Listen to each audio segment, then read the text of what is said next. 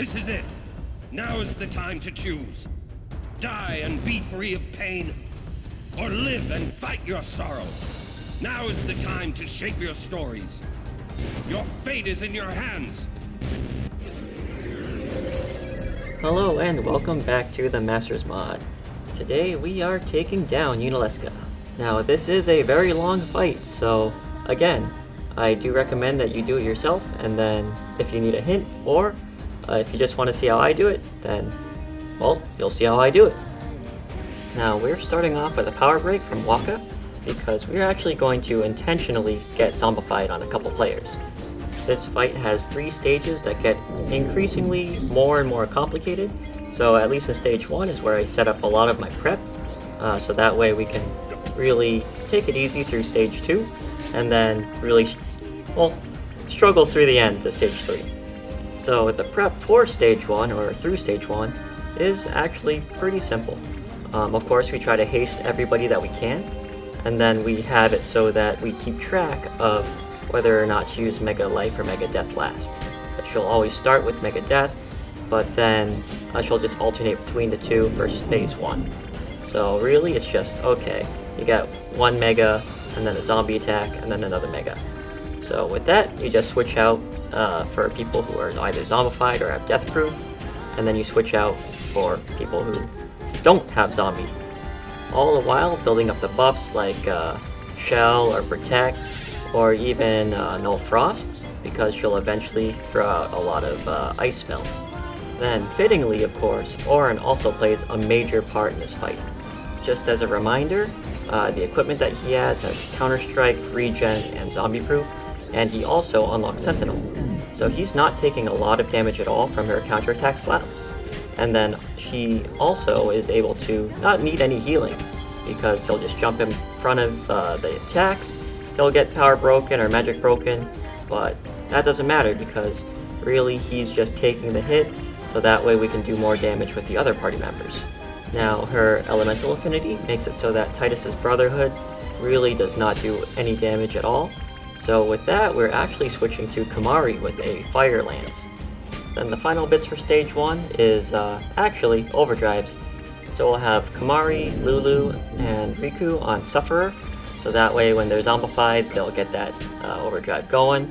So that way Kimahri can entrust his overdrive to Orin, so that way we can get a full break off whenever the stage changes. And then we can also just have a Mighty Guard on hand if we need Kimahri to have another overdrive anyways.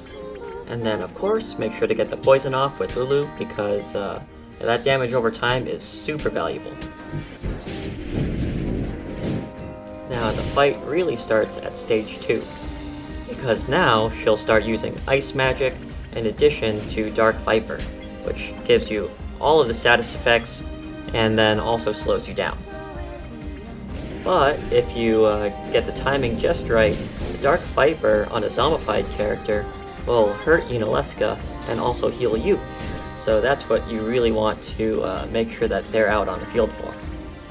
You'll see that I am actually making 3 customizations to some armor. You'll have Waka, so that he gets Silence Touch, so a Silence Buster can last for 3 turns. In addition to that, we're giving him Slow Proof on the Sense Preserver armor that he got before, because that's just really good for Waka.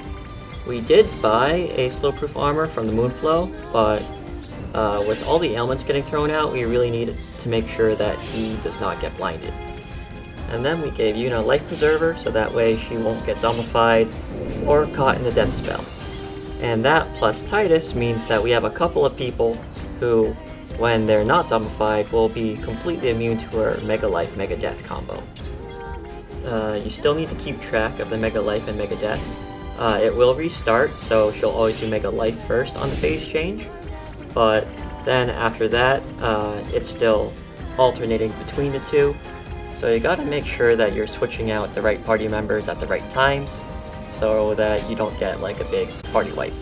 But even with all the poison damage and then the Dark Viper zombie healing, we need more damage. So for that, we bring out Kimahri and Lulu to get their fire damage out. Kimahri physical and Lulu magic. But remember, we really can only afford to do this when Orin is on Sentinel.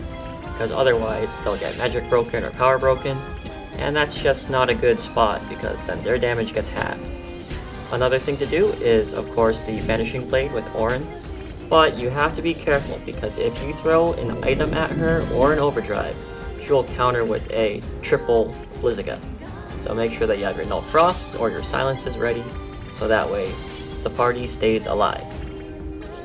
The real challenge with this is juggling the characters around so you have your slow-proof people out when the Dark Viper hits. Riku, Lulu, and Waka now.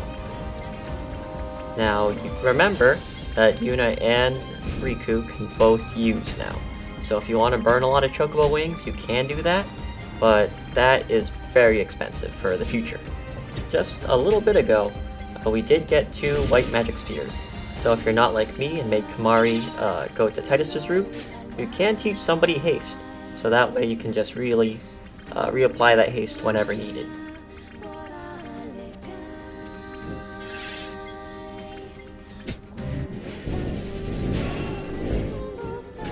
Now, stage 3 is where things get really desperate.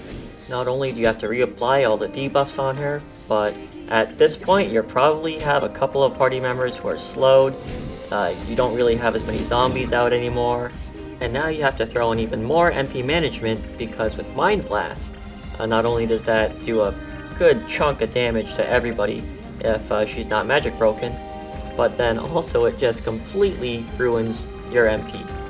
Luckily, Mega Death is replaced with Mega Doom, so at least there you don't have to worry about reapplying zombie to your guys if you don't have too many death proofs, but it's still kind of bad because now you have a timer above your head, especially if you get it on a hasted character who's really crucial to the fight. You'll have to revive them and then reapply all of your buffs. Definitely don't be afraid to burn a whole lot of Phoenix Downs, because if anything, fainting will get rid of the slow and all the breaks that so happen to be on your party. So hey, every silver lining. Even so, bringing Titus and Kamari in and out really quickly just to haste someone and then leave is one of my strategies to keep it so that their MP doesn't get completely wrecked by Mind Blast.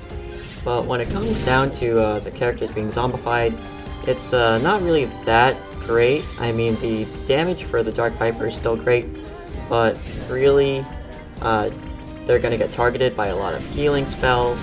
They'll basically get one shot, and then maybe the Blizzard will do them in too. So, it's not as important in Stage 3, but that's for you to decide. Now, one question you could be asking is, hey, if her Dark Viper applies slow, and she's not immune to threaten, why not do that with Auron and just blitz down her HP in this last stage?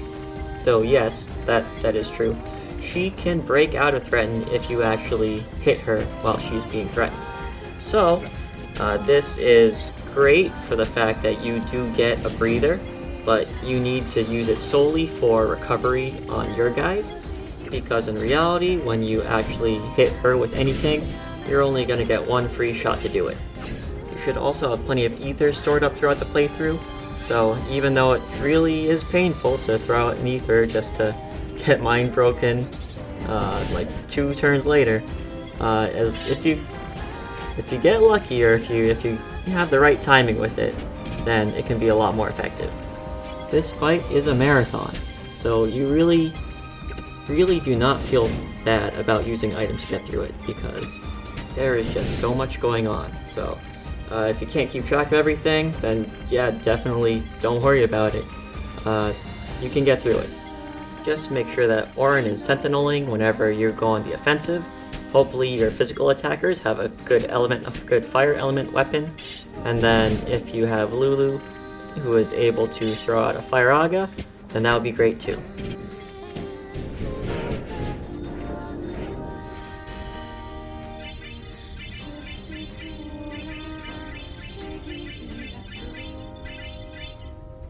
And now that we have the airship, there's plenty to do. One thing is I'm going to sell some of the more obsolete armor and weapons, just get a little bit of gil, and then also of course restock on the Albed potions and the Phoenix Downs, because those are super valuable. Not only that, but you can unlock a whole bunch of goodies on the airship by just finding the different locations and then some of the passwords. Now, we can't get the Riku's ultimate weapon because there is no celestial mirror in this mod, but everything else is okay, you know. They give you a whole lot of empty slots to customize some new equipment if you need it. Then finally remember that there is a chest in the Makalania Lake that has some extra money for you. And then you can also buy some really good weapons from Wants over in Makalania. Just remember to be plenty prepared because the next gauntlet coming up in the story is a whole bunch of Sin fights back to back. So stay tuned for next episode. And again, if you like the video, I like your face. Bye-bye.